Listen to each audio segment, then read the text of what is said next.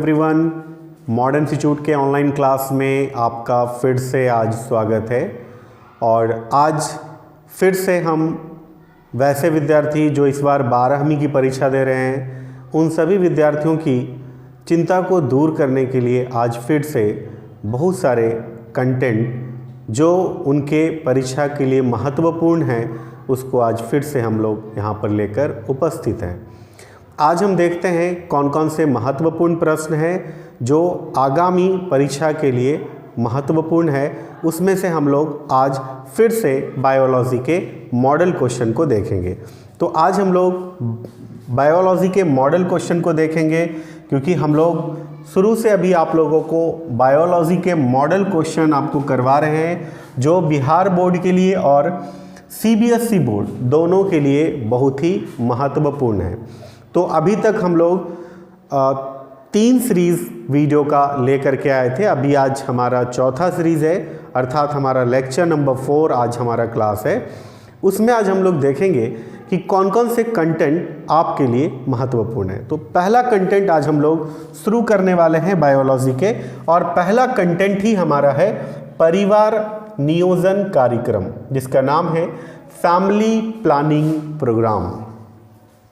आपको बताते चले कि फैमिली प्लानिंग प्रोग्राम शुरू करने वाला WHO है। WHO जिसका पूरा नाम है वर्ल्ड हेल्थ ऑर्गेनाइजेशन, जिसको हम विश्व स्वास्थ्य संगठन के नाम से जानते हैं। ये संस्था के बारे में आप थोड़ा शॉर्ट डिटेल रखिएगा।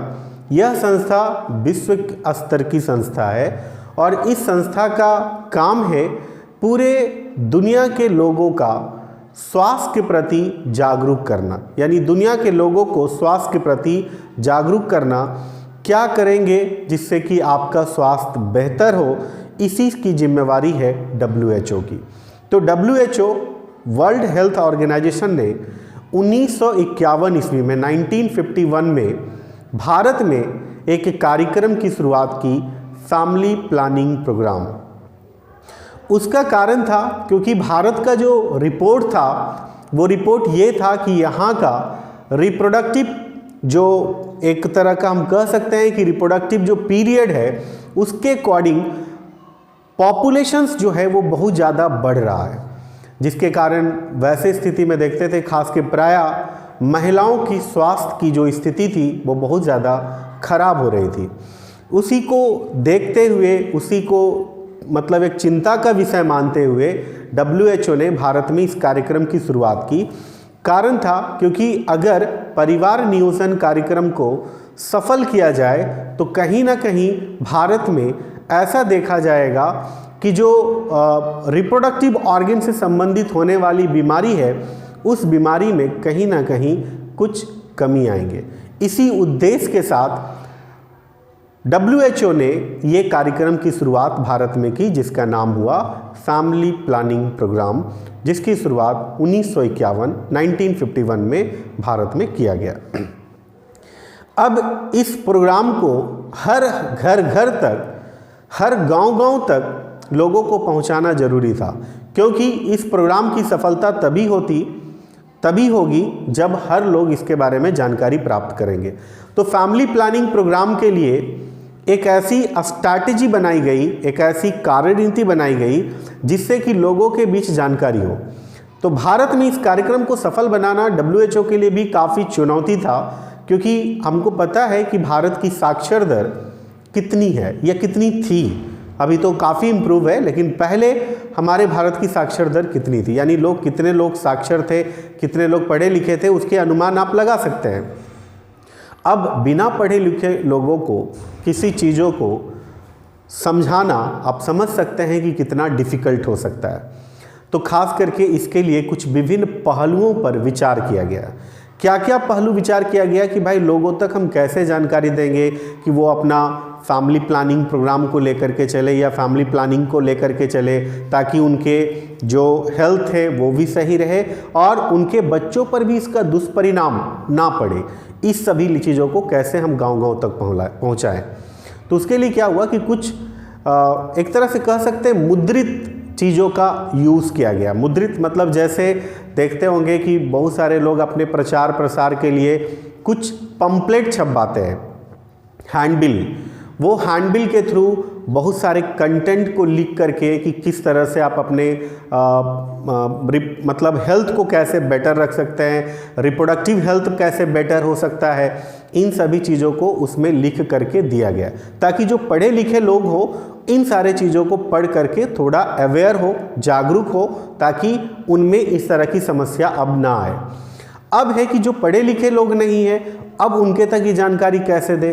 तो उस समय कुछ साधन था रेडियो का, कि रेडियो के माध्यम से ऑडियो और कुछ वीडियो, यानी ऑडियो माध्यम से हम लोग गांव-गांव तक पहुंचाएं। तो रेडियो में ऐसा कुछ सूचना या ऐसे चीज़ों के बारे में प्रचार प्रसार के रूप में दिया जाने लगा। जैसे आप सुने होंगे कि कुछ ऐसे प्रचार चलते थे, या अगर आप नहीं जानते हैं तो आप अपने घर के जो वृद्ध व्यक्ति होंगे, आपके दादा दादी वगैरह, तो नाना, वैसे लोगों से पूछेंगे कि कुछ प्रचार चलता था पहले फैमिली प्लानिंग को लेकर के, जैसे हम दो हमारे एक, हम दो हमारे दो, छोटा परिवार सुखी परिवार, इस तरह का कुछ प्रचार प्रसार कराया जाता था ताकि लोगों में एक जागरूकता लाए कि भाई आप अगर छोटा परिवार रखते हैं, कम लोग अगर आपके सदस्य हैं, तो आपका परिवार का पालन पोषण अच्छा होगा, आपके बच्चे का जो पढ़ाई लिखाई है वो अच्छा से होगा, आपका जो फीमेल है उसका शारीरिक स्वास्थ्य ठीक रहेगा, बच्चे को पोषक तत्व युक्त भोजन मिलेगा, बच्चे को आप अच्छे स्कूल में शिक्षा दे पाएंगे, आपके बच्चे का अच्छे हॉस्पिटल में ट्रीटमेंट हो पाएगा अगर आपका फैमिली एक छोटा परिवार के रूप में हो तब। तो इन सारे चीज़ों को क्या हुआ कि पहले तो ऑडियो के माध्यम से, फिर वीडियो विजुअल के माध्यम से देखते होंगे, या फिर आप सुनेंगे इसके बारे में कि पहले क्या होता था कि प्रोजेक्टर लगा करके और गांव-गांव में वीडियो के रूप में विजुलाइज कराया जाता था, दिखाया जाता था कि भाई देखिए एक बड़ा परिवार है तो क्या क्या समस्याएं हैं। तो उसमें विजुलाइज किया जाता था कि अगर एक परिवार का सदस्य लगभग 7, 8, 9 परिवार है तो उसको क्या क्या समस्याएं आ रही है। तो दिखाया जा रहा था कि पिता की आर्थिक स्थिति खराब है, वो उतने पैसे अर्न नहीं कर रहे हैं कि जिससे कि घर के जितने बच्चे हैं उनको पोषक तत्व युक्त भोजन मिले, वैसे बच्चे अच्छे स्कूल में नहीं पढ़ रहे हैं जिनके परिवार बड़े हैं, क्योंकि उतने बच्चों का जो ट्यूशन फ़ी है वो नहीं हो पाएगा अरेंजमेंट वैसे परिवार वैसे पेरेंट्स से, तो उनके लिए दिक्कत हो रही है। देख रहे हैं कि बड़ा परिवार है तो उनके बच्चे अगर बीमार पड़ गए तो उनको अच्छी जगह पर चिकित्सा प्रोवाइड नहीं की जा रही है। तो ये सारी समस्याओं को विजुलाइज करके दिखाया जा रहा था, ताकि विजुलाइज करके अगर हम दिखाएंगे तो लोग उसको समझेंगे और कहीं ना कहीं वो ऐसी गलतियों को करने से बाज आएंगे, यानी वो ऐसी गलती नहीं करेंगे। इस तरह का सिस्टम को लाकर WHO ने परिवार नियोजन कार्यक्रम को सफल बनाने के लिए इस तरह का काम किया कि कुछ पंपलेट के थ्रू लोगों में जागरूकता लाया, कुछ ऑडियो माध्यम से लाया, कुछ वीडियो विजुअल माध्यम से लाया, और फिर अंत में उन्होंने एक विकल्प ढूंढा कि क्यों ना ऐसा पढ़ाई जो रिप्रोडक्टिव हेल्थ से संबंधित है इसको बच्चों के सिलेबस में इंक्लूड कर दिया जाए। और यही हुआ कि अगर हमारा बच्चे के सिलेबस में इंक्लूड होगा और अगर ये बच्चा पढ़ेगा तो यही बच्चा तो कल पेरेंट बनेगा।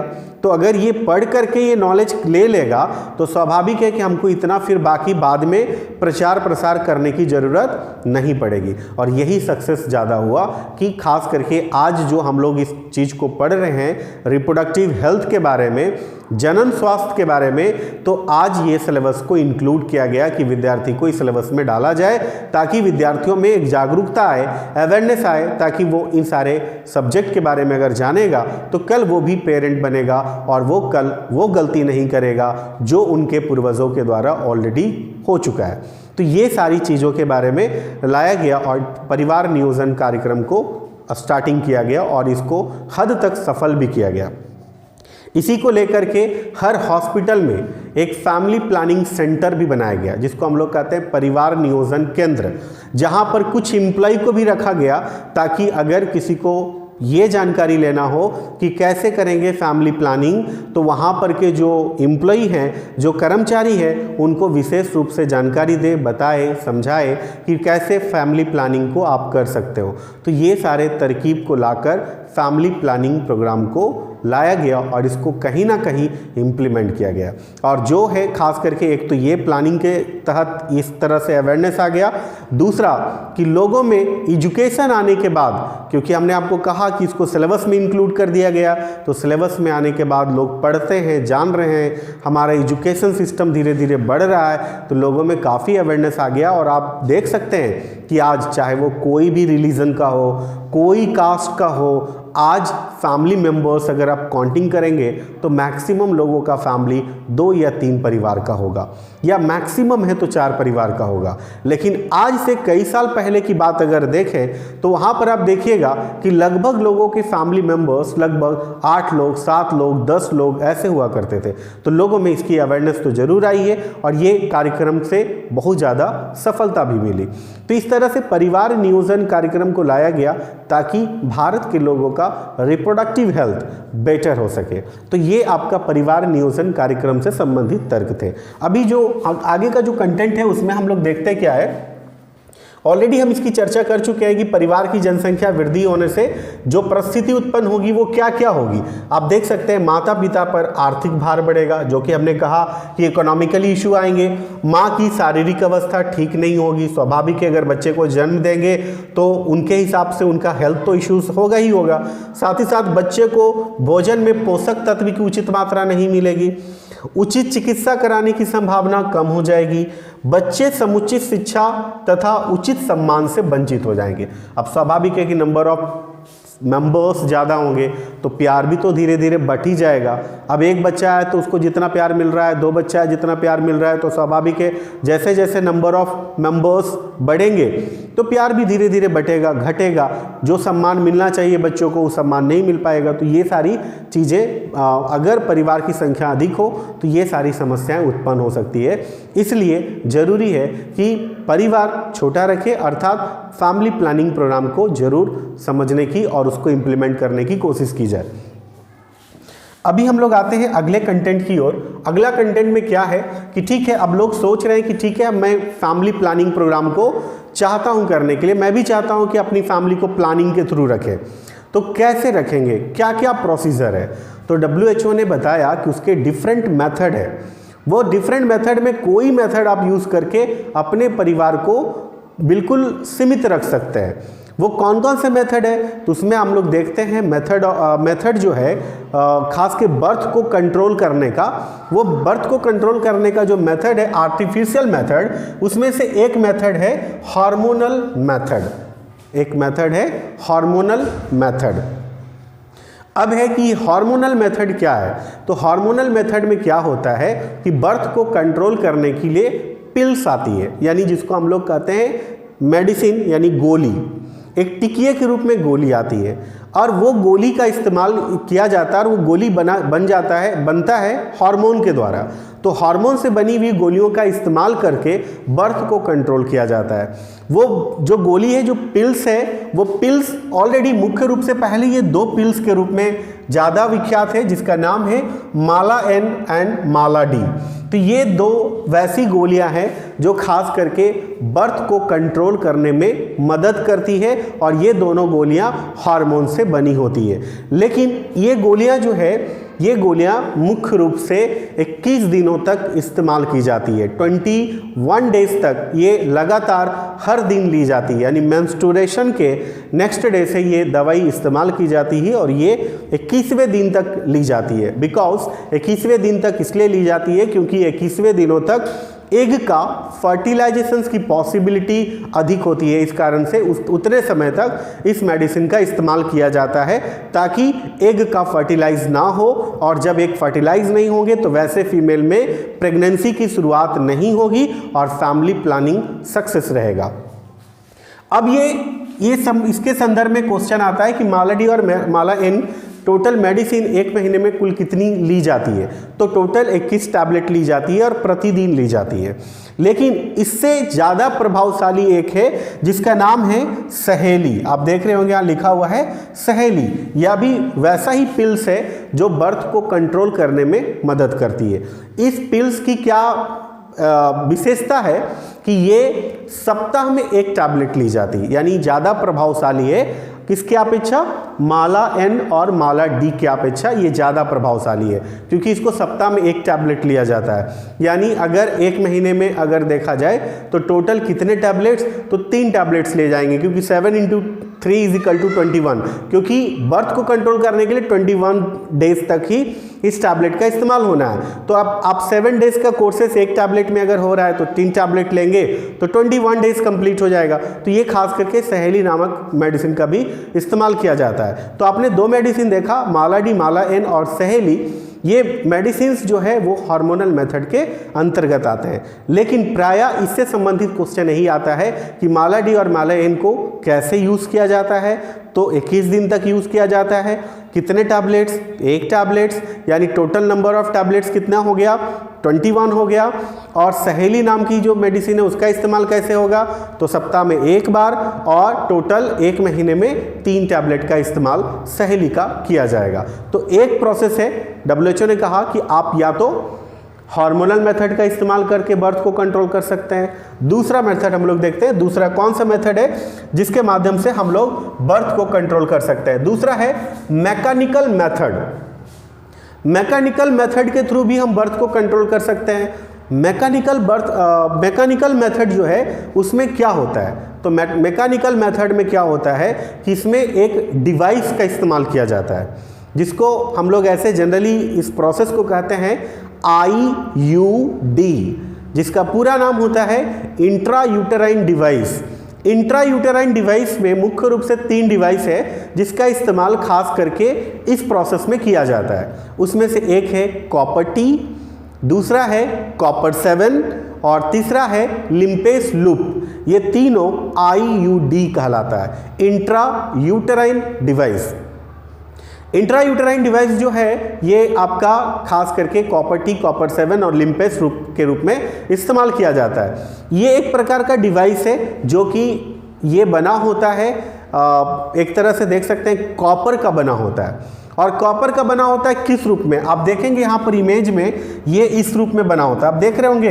अगर इसको हम लोग देखेंगे तो अल्फ़ाबेट, इंग्लिश अल्फ़ाबेट से अगर हम इसको देखेंगे तो कैसा दिख रहा है? तो दिख रहा होगा आपको कि टी शेप में है। जिस तरह से हम लोग टी लिखते हैं उसी शेप में ये है, उसी तरह से यहाँ भी है। तो ये 2 तरह का IUD है, एक कॉपर का बना है और एक हार्मोनल IUD है, यानी ये हार्मोन से बनी हुई है और ये कॉपर से बनी हुई है। तो आप दोनों में कोई इस्तेमाल कर सकते हैं। इसका काम क्या है? ये फीमेल में प्राय लगाया जाता है, जिसका नाम है कॉपर T। इसको इस तरह से फीमेल के गर्भाशय में इसको लगाया जाता है और ये दोनों तरफ क्या करता है? ये जो रास्ता आपको दिख रहा होगा, इस रास्ता को हम लोग कहते हैं फैलोपियन ट्यूब, या इसी को हिंदी एक और नाम से भी जानते हैं। इस पोर्शंस को हम लोग कहते हैं ओविडक्ट या फैलोपियन ट्यूब।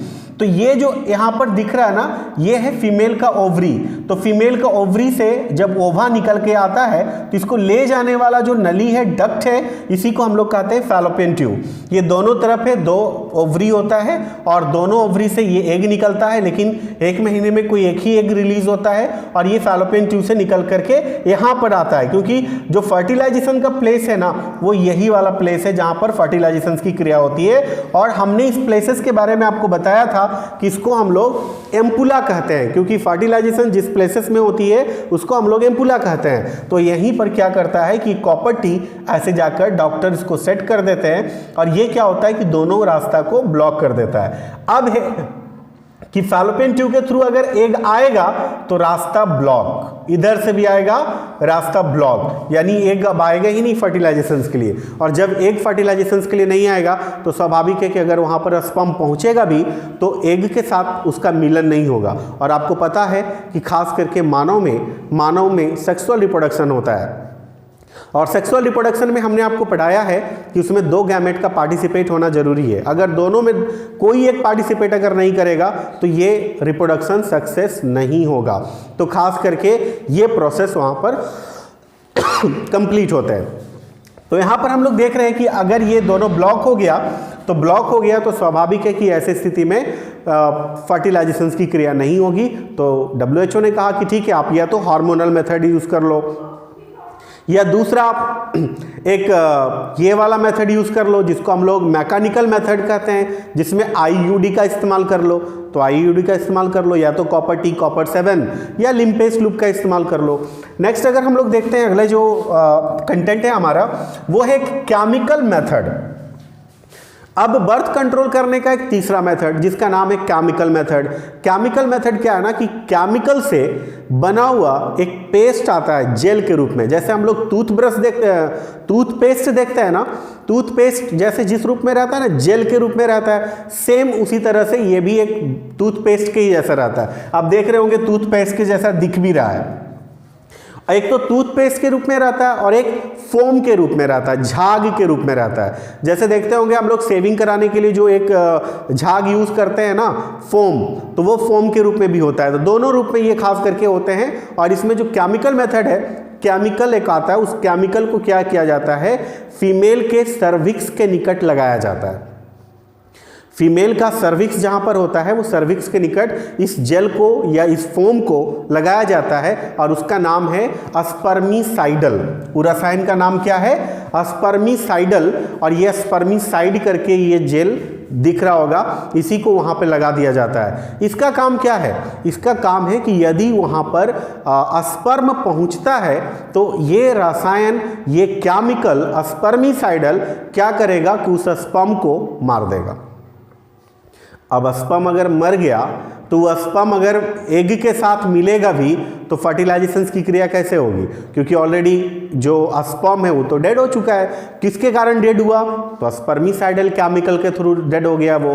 तो ये रसायन का भी इस्तेमाल करके आप चाहे तो बर्थ को कंट्रोल कर सकते हैं। तो आपका ये तीसरा मेथड है जो बर्थ को कंट्रोल करने का है, जिसको हम लोग कहते हैं केमिकल मेथड। तो प्राय इसमें एग्जाम में क्वेश्चन पूछे जाते हैं, केमिकल मेथड में ऐसा कौन सा प्रोसेस है जिसको करके बर्थ को कंट्रोल किया जा सकता है। तो आप उसका आंसर दे सकते हैं कि इसमें हम जेल या फोम का इस्तेमाल करेंगे और उस जेल या फोम में एक केमिकल होगा जिस केमिकल का नाम स्पर्मिसाइडल होगा।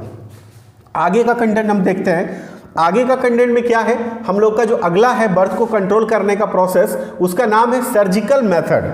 अभी सर्जिकल मेथड के थ्रू हम बर्थ को कंट्रोल कर सकते हैं। सर्जिकल मेथड को एक तरह से कह सकते हैं permanent method of birth control, यानी बर्थ कंट्रोल करने का अस्थाई विधि है। बाकी जो था वो टेम्पररी है। अगर आप चाहते हैं कि फिर हम बच्चों को जन्म दें तो उन सारे चीज़ों का इस्तेमाल को बंद कर देंगे तो आप बच्चों को जन्म दे सकते हैं। लेकिन सर्जिकल मेथड एक ऐसा मेथड है बर्थ कंट्रोल का जो एक अस्थाई विधि माना जाता है, क्योंकि अगर ये प्रोसेस कर लिए तो फिर आप चाह करके भी बच्चे को जन्म देने की प्रक्रिया नहीं कर सकते। लगभग ये ना के बराबर होता है।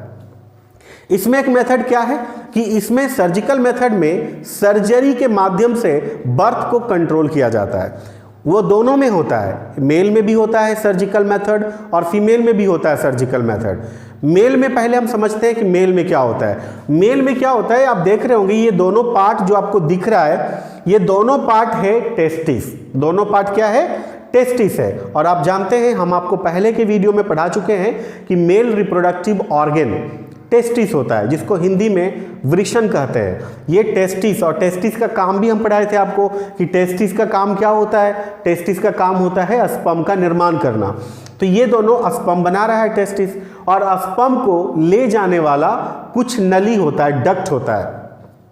इस डक्ट को हम लोग कहते हैं वास डिफरेंस। क्या कहते हैं, वास डिफरेंस। ऑलरेडी आप देखिए यहां पर लिखा हुआ है वास डिफरेंस। ये है जो स्पर्म को लेकर के जाता है टेस्टिस से, जब टेस्टिस स्पर्म बना देता है तब। और ये वास डिफरेंस लेकर के जाता है और ये फीमेल के गैमेट तक पहुंचता है। तो ये क्या किया जाता है कि अगर कोई मेल में सर्जिकल मेथड किया जाए तो उसमें क्या किया जाता है, तो क्या किया जाता है कि जो वास डिफरेंस है ना, उसको काट करके और उसको धागा से बांध देते हैं, या इसमें क्लिप आता है, वो क्लिप क्लिप लगा देते हैं। अब ये दोनों कट गया और धागा से बंध गया तो स्वाभाविक है कि अगर टेस्टिस स्पर्म बना रहा है तो ये स्पर्म लेके जाएगा, लेकिन आगे रास्ता ब्लॉक है, यानी अब आगे स्पर्म जाएगा ही नहीं। तो जब आगे स्पर्म जाएगा ही नहीं तो फीमेल का एग यहाँ पर वेट भी करता रह जाएगा, तो स्पर्म वहाँ पर पहुँचेगा नहीं। जब स्पर्म आएगा नहीं तो फर्टिलाइजेशन की क्रिया होगी नहीं, और जब फर्टिलाइजेशन की क्रिया नहीं होगी तो वैसे फीमेल में प्रेगनेंसी की शुरुआत होगी ही नहीं।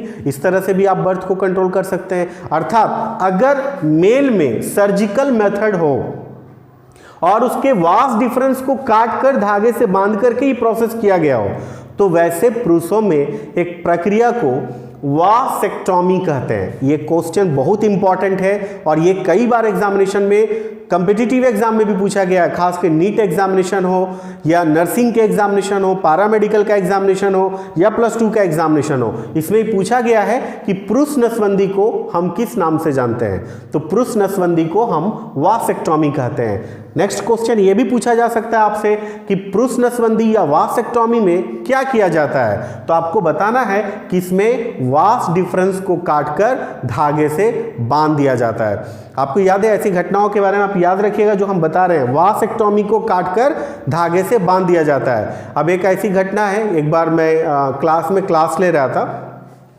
सेम टॉपिक्स पढ़ा रहे थे, वासेक्टोमी क्या है। तो वासेक्टोमी का मतलब हमने बताया था कि वासेक्टोमी में प्रोसेस क्या होता है कि वैसे पुरुष के वास डिफरेंस को काटकर धागे से बांध दिया जाता है।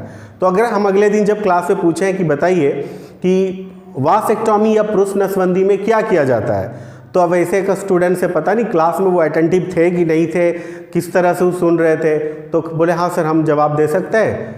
बोले ठीक है जवाब दीजिए। जवाब दिए तो सीधे खड़ा होकर के जवाब क्या दिए कि इसमें क्या किया जाता है, पुरुषों को काटकर धागे से बांध दिया जाता है। तो देखिए यही है, अटेंटिव नहीं रहिएगा तो कोई भी ऐसा कुछ वर्ड बोल दीजिएगा जो एक तरह से एक्सीडेंटल वर्ड हो जाएगा। अब अगर उस तरह से बोलेंगे तो अब इस तरह से पूरा क्लास सब आपके लिए हंसने लगेंगे। क्यों? क्योंकि ऐसे कंडीशन नहीं है भाई, पुरुषों को काट के धागे से बांधा नहीं जाता है, बल्कि यहाँ पर वास डिफरेंस को काट के धागे से बांध दिया जाता है। इस प्रोसेस को ध्यान में रखिएगा और पुरुष नसबंदी को वासेक्टोमी कहेंगे। अब है कि अगर चाहे कि हम पुरुष की हम सर्जिकल मेथड नहीं कराएं तो उनके जो पेयर्स है, यानी जो उनके दूसरे पर्सन से यानी फीमेल, वो चाहे तो वो अपना सर्जिकल मेथड करवा सकते हैं। फीमेल के सर्जिकल मेथड में क्या होता है कि ये जो फैलोपियन ट्यूब है ना, इसी फैलोपियन ट्यूब को कट किया जाता है। फैलोपियन ट्यूब को हमने बताया है कि इसको ओविडक्ट भी हम कहते हैं। तो ये फैलोपियन ट्यूब को काट कर धागे से बांध दिया जाता है या क्लिप कर दिया जाता है। अब सेम चीज है, यहाँ से एग जो है निकलेगा ओवरी से, अब ये निकल करके फैलोपियन ट्यूब की तरफ से जाएगा और यहाँ आएगा। अब यहाँ से कोई रास्ता ही नहीं है, बिकॉज ये जाएगा कहाँ जाएगा, क्योंकि अब यहाँ रास्ता नहीं है। यहाँ से भी अगर इससे निकलेगा तो यहाँ से भी नहीं आ पाएगा, अर्थात यहाँ पर अगर स्पर्म आता भी है तो यहाँ पर एग है ही नहीं है। जब एग नहीं है तो स्पर्म सेल्फ फर्टिलाइजेशन की क्रिया कर नहीं सकता है, बिकॉज मेल में ह्यूमन में सेक्सुअल रिप्रोडक्शन होता है, अर्थात मेल और फीमेल दोनों गैमेट का मिलना जरूरी होता है। जब दोनों गैमेट मिलेगा तभी जाके ज़ाइगोट का निर्माण होगा, इसलिए यह प्रक्रिया भी नहीं होगी और जिसके कारण ऐसे स्थिति में देखेंगे तो वैसे फीमेल में प्रेगनेंसी की शुरुआत नहीं होगी। और ऐसे फीमेल जो अपना सर्जिकल मेथड करवाया हो तो ऐसे फीमेल को हम लोग कहते हैं ट्यूबैक्टोमी। क्या कहेंगे? ट्यूबैक्टोमी कहेंगे। तो याद रखिएगा, स्त्री नसबंदी को ट्यूबैक्टोमी, पुरुष नसबंदी को वासेक्टोमी। पुरुष में जो सर्जिकल मेथड होता है उसमें उसके वास डिफरेंस को काटकर धागे से बांध दिया जाता है या क्लिप कर दिया जाता है। फीमेल में क्या किया जाता है तो उसके फैलोपियन ट्यूब या ओविडक्ट को काटकर धागे से बांध दिया जाता है या क्लिप कर दिया जाता है। तो ये कंटेंट्स को ध्यान रखना है। और अब इसके माध्यम से WHO ने बताया, WHO ने यह बताया कि अब देखेंगे क्या कि इन सभी में कोई मेथड आप इस्तेमाल कर सकते हो। अगर कोई मेथड आप इस्तेमाल करते हैं तो आप बर्थ को कंट्रोल कर सकते हैं। और जब बर्थ को कंट्रोल करेंगे तो स्वाभाविक है कि आपका रिप्रोडक्टिव हेल्थ बेटर होगा। तो WHO ने इस तरह से इसके मेथड्स के बारे में बताने का काम किया। अभी देखते हैं हम लोग आगे का कंटेंट क्या है जो हम लोग आगे पढ़ेंगे। अभी आगे का कंटेंट है मेडिकल टर्मिनेशन ऑफ प्रेगनेंसी। जिसको शॉर्ट फॉर्म में हम लोग MTP कहते हैं कि मेडिकल टर्मिनेशन ऑफ प्रेगनेंसी क्या है। तो MTP एक प्रोसेस है। एक प्रोसेस क्या है?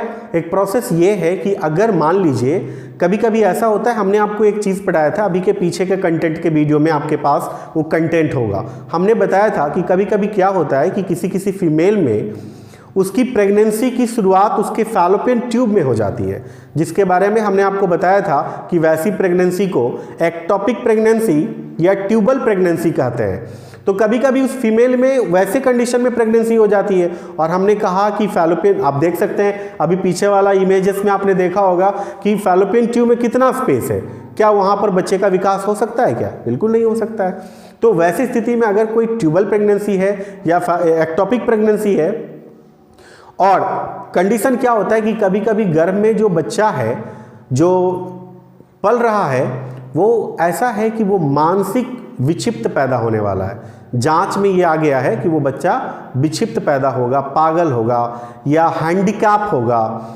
ऐसे बच्चे अगर हैं तो इसके लिए ऐसे बच्चों को जन्म देना वैसे माता पिता के लिए एक सज़ा हो जाता है, जीवन भर के लिए सज़ा हो जाता है, और बाकी के समाज के लोगों के लिए भी एक प्रॉब्लम क्रिएट हो जाता है। तो वैसी स्थिति में कहा जाता है कि अगर ऐसा है कि वो बच्चे के बारे में अगर जांच करा दिया जाए प्रेगनेंसी के दौरान, और ये पता चले कि बच्चा जो है वो पूरी तरह से शारीरिक रूप से और मानसिक रूप से स्वस्थ नहीं है, या शारीरिक रूप से स्वस्थ नहीं है या मानसिक रूप से स्वस्थ नहीं है, तो वैसे बच्चों को प्रेगनेंसी के पूरा समय होने के पहले, जैसा कि हमने प्रीवियस वीडियो में आपको प्रेगनेंसी का पूरा पीरियड भी बताया है, वो पीरियड 9 महीने का और 36 सप्ताह का हमने बताया था। वो पीरियड के पूरा होने के पहले कभी भी अगर हम प्रेगनेंसी को टर्मिनेट करवा देते हैं या कर देते हैं, तो वैसी स्थिति में वैसे सिस्टम्स को हम लोग कहते हैं MTP, यानी मेडिकल टर्मिनेशन ऑफ प्रेगनेंसी, यानी प्रेगनेंसी को पूरे समय होने के पहले टर्मिनेट करवा देना। इसी को हम लोग कहते हैं MTP, medical termination of pregnancy. और इसको करने के लिए हम लोग ये जो जांच करते हैं ना, वो जांच है एमनियोसेंटेसिस। एमनियोसेंटेसिस जांच क्या है? एमनियोसेंटेसिस जांच कैसे होता है? एमनियोसेंटेसिस की जो जांच होती है वो फीमेल में क्या होता है कि उसके यूट्रस में एक द्रव्य होता है, वो द्रव्य का नाम है एमनियोटिक फ्लूइड। क्या नाम है? Amniotic fluid. और उसी को इंजेक्शन के माध्यम से निकाला जाता है और निकाल करके लैबोरेटरी में भेजा जाता है उसकी जांच के लिए। और उसी एमनियोटिक फ्लूइड के द्वारा ये जांच के माध्यम से पता चलता है कि जो गर्भ में पल रहा शिशु है, फीटस है, वो सही में शारीरिक रूप से मानसिक रूप से स्वस्थ है कि नहीं है। अगर नहीं है तो कानून इसकी स्वीकृति देता है, हमारा भारत सरकार भी इसकी स्वीकृति देता है कि वैसे बच्चे को जन्म ना दें। ये लीगल ही है कि आप उस बच्चे को टर्मिनेट करवा लो, अर्थात MTP करवा लो, मेडिकल टर्मिनेशन ऑफ प्रेगनेंसी करवा लो। इसकी कानून इजाज़त देती है इस कंडीशन में।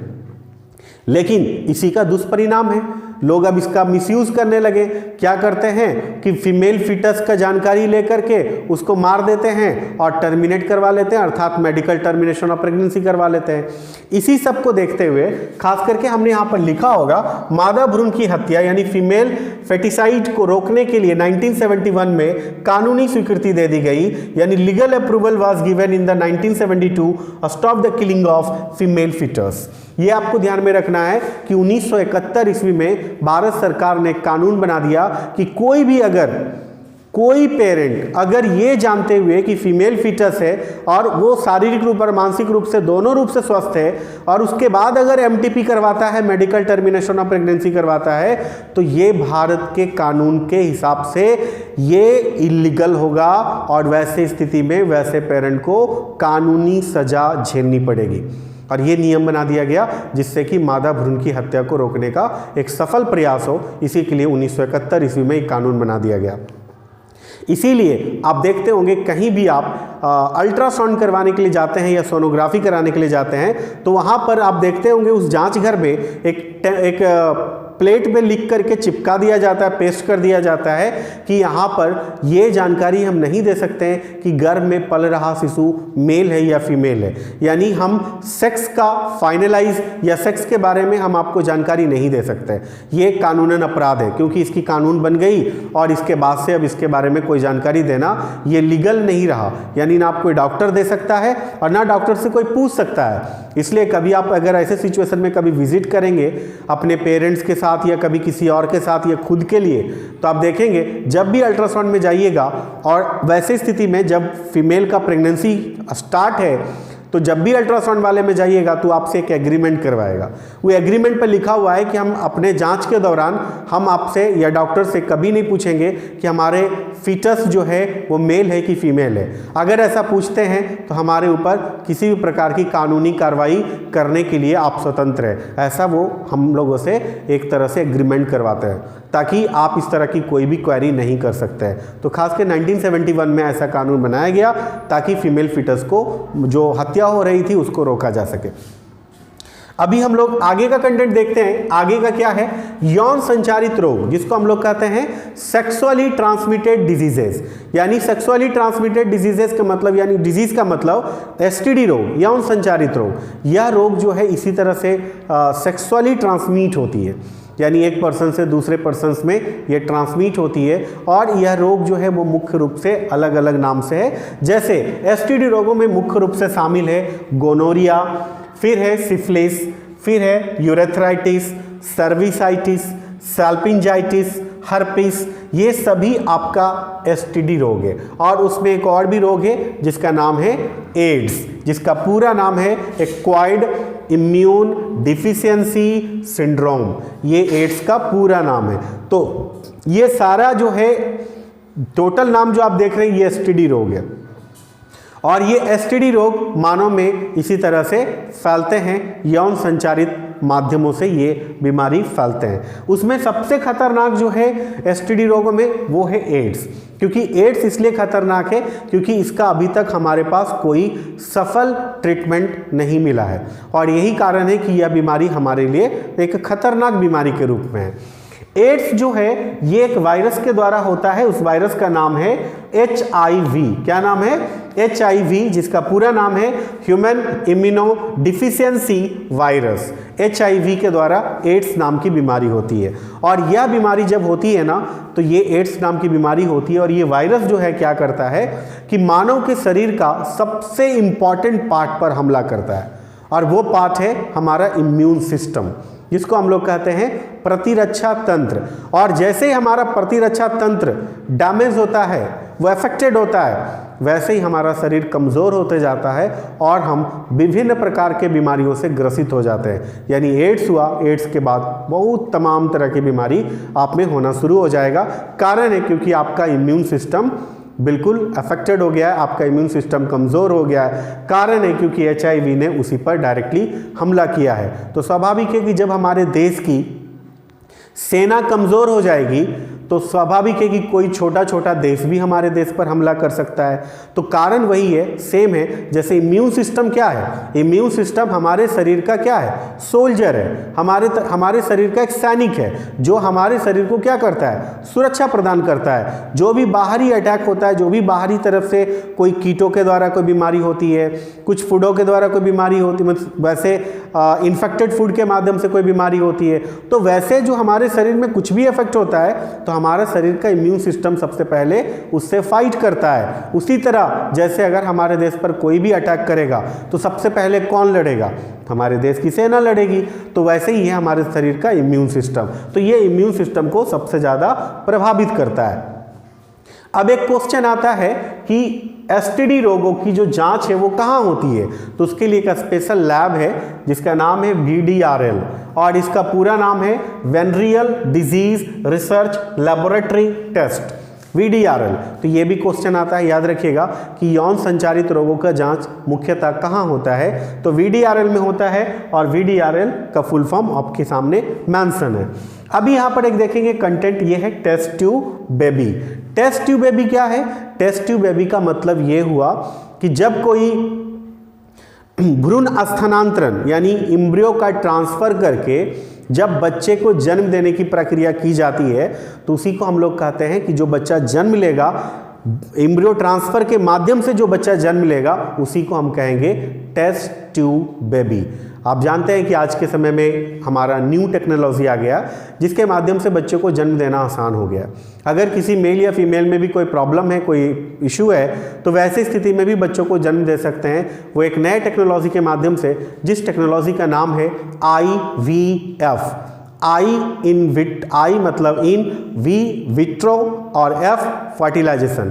इन विट्रो फर्टिलाइजेशन टेक्निक के माध्यम से क्या किया जाता है कि उसमें एग को ट्रांसफ़र करके या फिर सेमेन को ट्रांसफ़र करके इस तरह से बच्चों को जन्म देने की प्रक्रिया है और उसी प्रक्रिया के माध्यम से बच्चों को जन्म दिया जाता है। तो जो भी एम्ब्रियो ट्रांसफ़र के माध्यम से बच्चों को जन्म दिया जाता है वैसे बच्चे ही कहलाते हैं टेस्ट ट्यूब बेबी। तो उम्मीद है कि आज जो भी कंटेंट आपको पढ़ाया गया है, बताया गया है, सभी कंटेंट आपको अच्छे से समझ में आए होंगे और उम्मीद है कि अगर इन सभी कंटेंट से अगर परीक्षा में क्वेश्चन आता है तो मुझे पूरा विश्वास है कि आप लोग इन सारे प्रश्नों का उत्तर बहुत ही आसानी के साथ देख सकते हैं।